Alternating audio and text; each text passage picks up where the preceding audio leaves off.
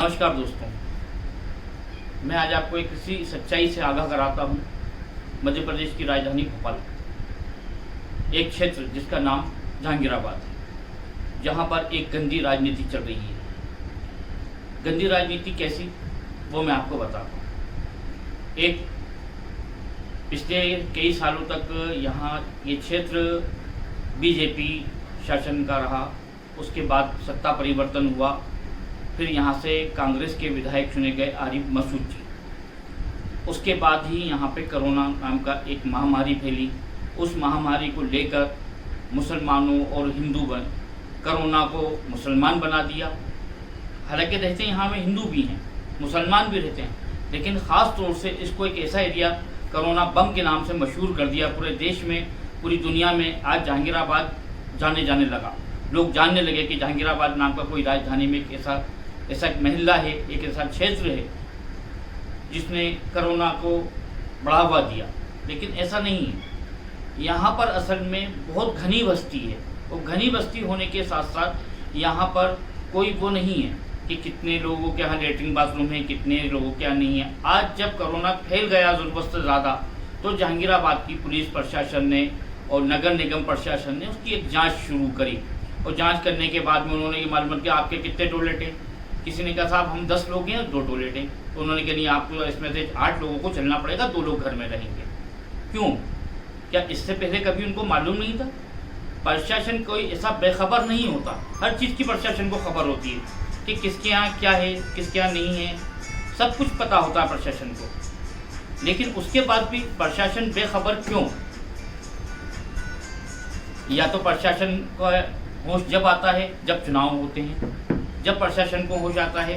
क्या प्रशासन के पास में वोटर लिस्ट नहीं है जिससे लोगों की मालूमात कर सके?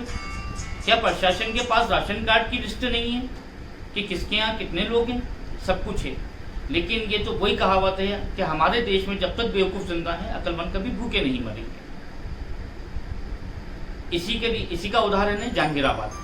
जहांगीराबाद में जब हम लोग और मैं भी नगर निगम टीम के साथ सर्वे करने गया, तो देखा कि एक बिल्डिंग हमने जो राज टाकिस के पीछे थी, जिसमें गिनती के 10 रूम बने हुए थे और 45 लोग उसमें रहते थे, और मात्र गिनती के 2 टॉयलेट थे उसमें। क्या नगर निगम प्रशासन को पहले नहीं पता था?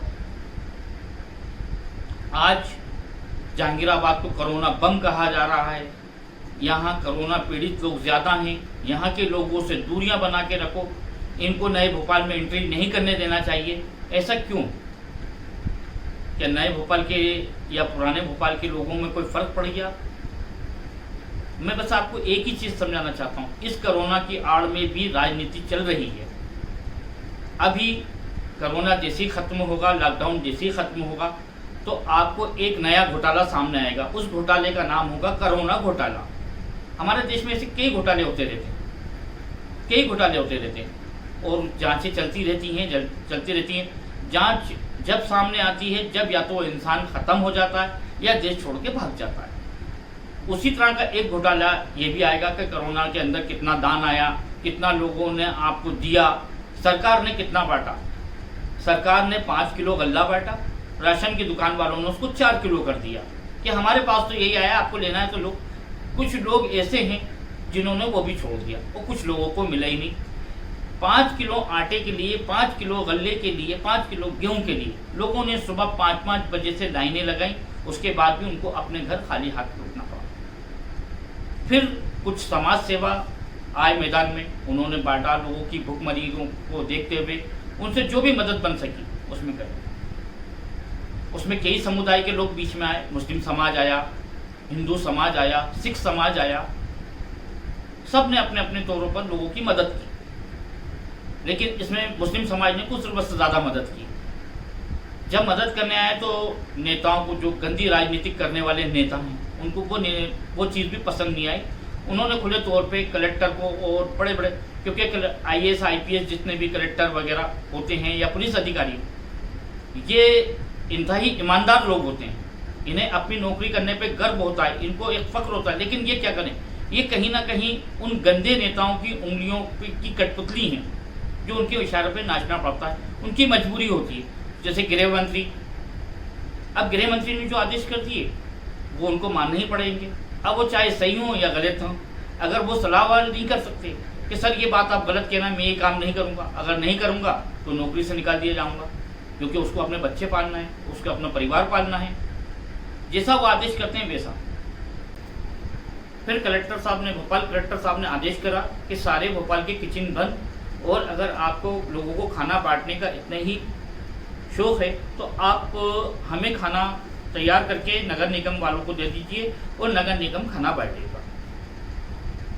समाज सेवकों को गुस्सा आया, उन्होंने उठा के सारे भोपाल के और मध्य प्रदेश में कई जगह के किचन बंद हो गए। लोग भूखमरी से मरने लगे, तड़पने लगे।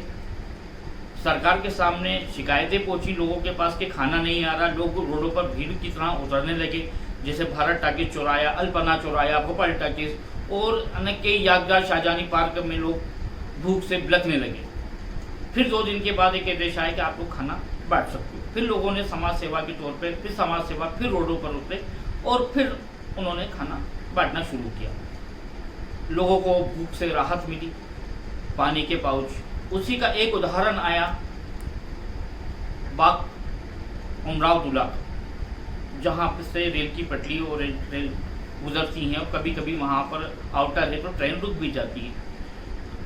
एक आज से 3-4 दिन पहले एक ऐसा मामला सामने आया कि वहाँ पर ट्रेन रुक गई।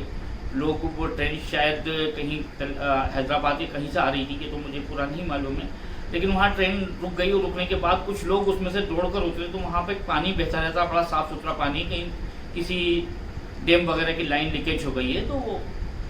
तो उन्होंने साफ बहता हुआ पानी देखा तो उसमें से कई यात्री उतरे और उसमें से पानी पीने लगे। लोगों से नहीं देखा गया।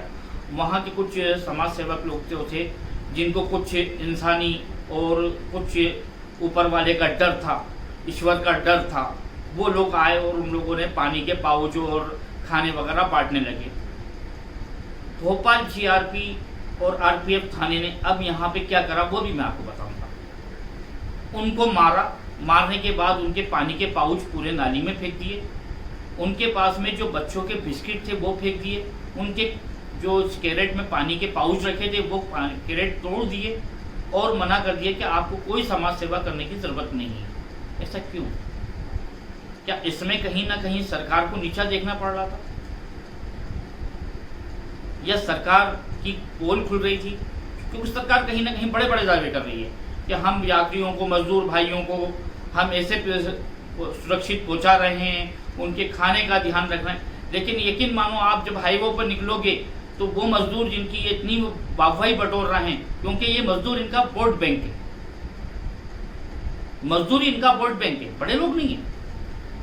मरण किन लोगों की होती है? या तो हम आप जैसे लोगों की, या तो बहुत बड़े करोड़पति हैं, उनको कोई फिक्र नहीं है, या भिखारी है, उसने दिन भर मांगा, किसी भी फुटपाथ पे सो गया। लेकिन हम जो बीच के लोग हैं, क्या ना हम गरीब हैं और ना हम अमीर हैं, हमारी बड़ी मन, लेकिन लोगों को मदद करने का जज्बा भी हम ही लोगों में होता है। पैसे वाले के पास तो आप मदद के लिए गए तो उसने आपको 500 या 1000 जो उसकी हैसियत उसने दी, कह रहे यार तुम बांट देना, मैं तो घर में सो रहा हूँ। और हम जैसे जो लोग होते हैं वो उन लोगों में मदद का बड़ा जज्बा होता है। तो असल हम ही लोग इनका वोट बैंक होते हैं, क्योंकि पढ़ा लिखा जो बिल्कुल होता है वो भी बेवकूफ़ नहीं बनता, वो जो नीचे है उसको तो वोट से या किसी भी चीज़ से कोई मतलब ही नहीं होता है। तो मैं आपको अपनी इस वीडियो के माध्यम से एक चीज़ समझाना चाहता हूँ कि हम जागें और हम 2 आंख वाली सरकार नहीं लाएं, 1 आंख वाली सरकार लाएं। 1 आंख वाला नेता चुने, 2 आंख वाला नेता नहीं चुनना। एक नज़र से सबको जो देखे उस नेता को चुनो, उस पार्टी को चुनो। मैं किसी पार्टी का विरोध भी नहीं कर रहा, ना किसी पार्टी का फेवर कर रहा। मैं उन गंदे नेताओं का विरोध कर रहा हूं जो देश में दीन धर्म के नाम पर राजनीति कर रहे हैं और अपने पेट भर रहे हैं। आज हर बड़े नेता का बेटा बाहर गल्फ कंट्रियों में पढ़ रहा है। आप हमारी औलादें क्या कर रही हैं ये आपको भी पता है, मुझे भी पता है। बस इसी के साथ मैं अपनी बात खत्म करूंगा। अगर ये मेरी वीडियो आपको पसंद आए तो उसको शेयर और लाइक जरूर करिएगा। मैं Sarwar Khan Zariwala, IBN news channel Bhopal से।